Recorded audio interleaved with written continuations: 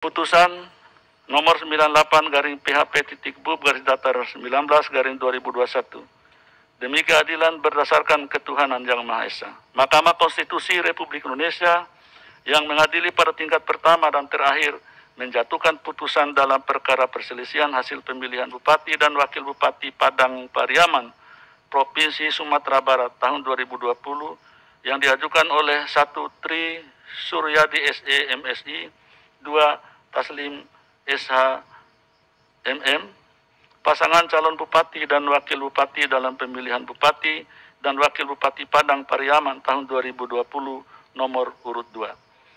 Berdasarkan surat kuasa khusus bertanggal 21 Desember 2020 dan 23 Desember 2020 memberi kuasa kepada Zul Bahri SH dan kawan-kawan, baik sendiri-sendiri atau bersama-sama, bertindak untuk dan atas nama pemberi kuasa, selanjutnya disebut sebagai pemohon. Terhadap pertama, Komisi Pemilihan Umum Kabupaten Padang Pariaman berdasarkan surat kuasa khusus tanggal 18 Januari 2021 memberi kuasa kepada Roni Saputra SHMH dan kawan-kawan, baik sendiri-sendiri atau bersama-sama, bertindak untuk dan atas nama pemberi kuasa, selanjutnya disebut sebagai termohon. Berkenaan dengan permohonan di atas, berikut ini kedua, 1. Suhatri Bur SEMM, 2. Dr. Andus Rahmang MM, pasangan calon Bupati dan Wakil Bupati dalam pemilihan Bupati dan Wakil Bupati Padang Pariaman tahun 2020 nomor urut 1.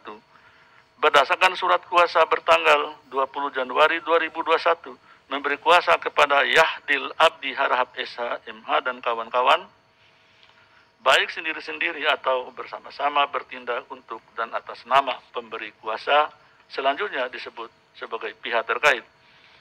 Membaca permohonan pemohon, mendengar keterangan pemohon, membaca dan mendengar jawaban termohon, membaca dan mendengar keterangan pihak terkait, membaca dan mendengar keterangan Badan Pengawas Pemilihan Umum Kabupaten Padang Pariaman, memeriksa bukti-bukti pemohon, termohon, pihak terkait dan Bawaslu Kabupaten Padang Pariaman, duduk perkara dan seterusnya dianggap dibacakan.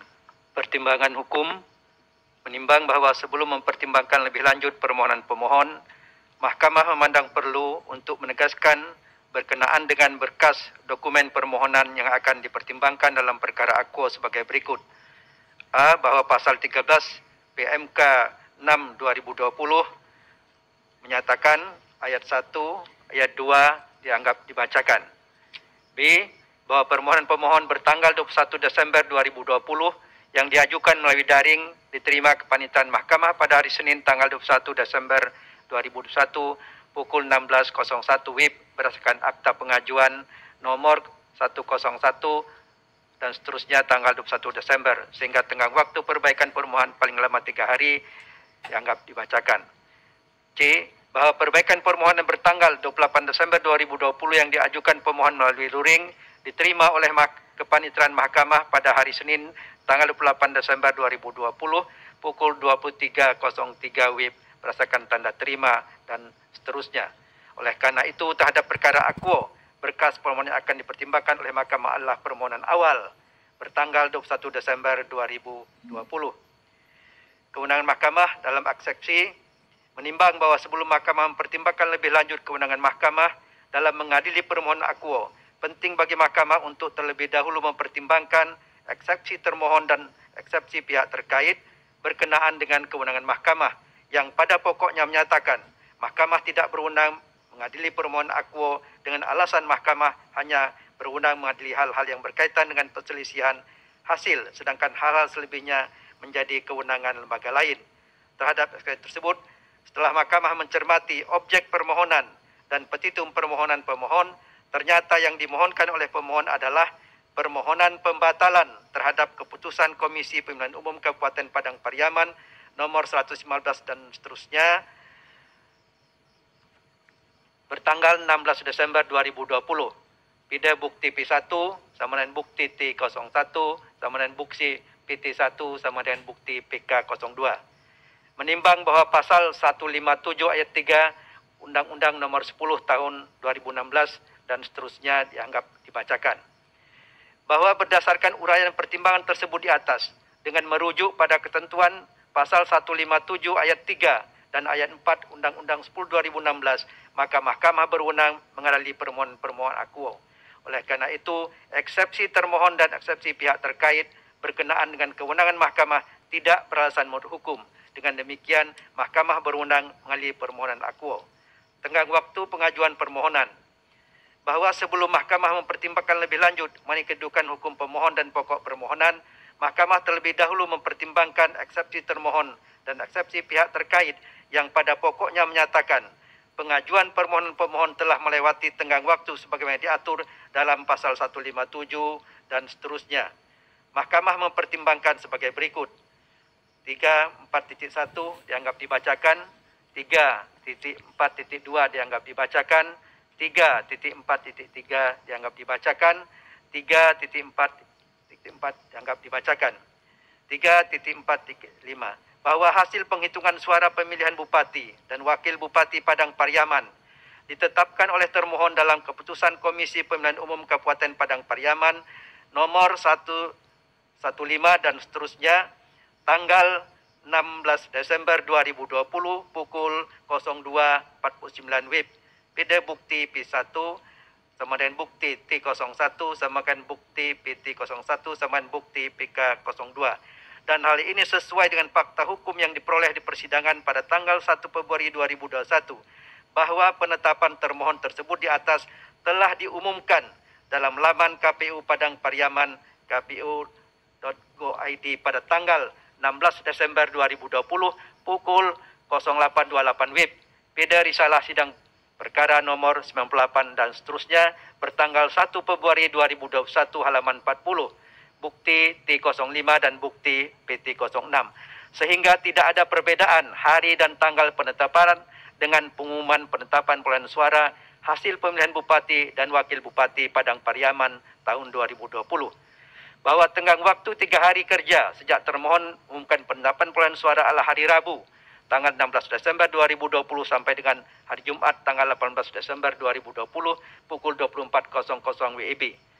Menimbang bahwa permohonan pemohon diajukan di kepaniteraan Mahkamah pada hari Senin tanggal 21 Desember 2020 pukul 16.01 WIB berdasarkan akta pengajuan permohonan bernomor 101 dan seterusnya, sehingga permohonan-pemohon diajukan melewati tenggang waktu pengajuan permohonan yang telah ditentukan dalam peraturan perundang-undangan.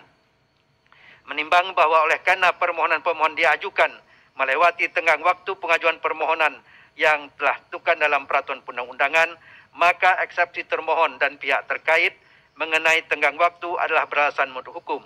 Oleh karena itu, berkenaan dengan eksepsi lain dari termohon dan pihak terkait, serta kedudukan hukum dan pokok permohonan pemohon, serta hal-hal lain tidak dipertimbangkan. Konklusi, berdasarkan penilaian atas fakta dan hukum sebagaimana diuraikan di atas, Mahkamah berkesimpulan, 1. Eksepsi termohon dan pihak terkait mengenai kewenangan Mahkamah tidak beralasan menurut hukum. 2. Mahkamah berwenang mengadili permohonan akuo. 3. Eksepsi termohon dan pihak terkait mengenai tenggang waktu pengajuan permohonan beralasan menurut hukum. 4. Permohonan pemohon melewati tenggang waktu pengajuan permohonan yang ditentukan peraturan perundang-undangan.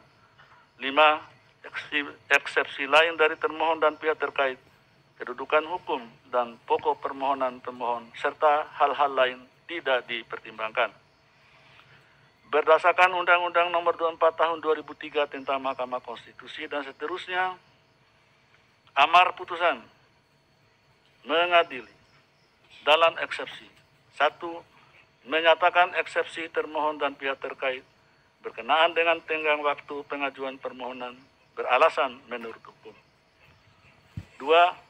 Menyatakan permohonan pemohon melewati tenggang waktu pengajuan permohonan.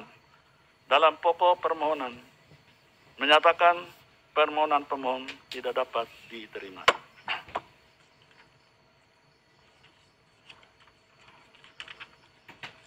Demikian diputus dalam rapat permusyawaratan hakim oleh 9 hakim konstitusi, yaitu Anwar Usman selaku ketua merangkap anggota, Aswanto, Wahidudin Adams, Eni Nurbaningsi, Suhartoyo, Daniel Yusmik, P. Foe, Arif Hidayat, Saldi Isra, dan Manahan MP Sitompul, masing-masing sebagai anggota pada hari Rabu, tanggal 10 bulan Februari tahun 2021 dan diucapkan dalam sidang pleno Mahkamah Konstitusi terbuka untuk umum pada hari Senin, tanggal 15 bulan Februari tahun 2021, selesai diucapkan pada pukul 10.33 WIB oleh 9 hakim konstitusi tersebut di atas, dengan dibantu oleh Sukri Asy'ari sebagai panitera pengganti dan dihadiri oleh pemohon atau kuasa hukumnya, termohon atau kuasa hukumnya, dan pihak terkait atau kuasa hukumnya, serta Bawaslu Kabupaten Padang Panjang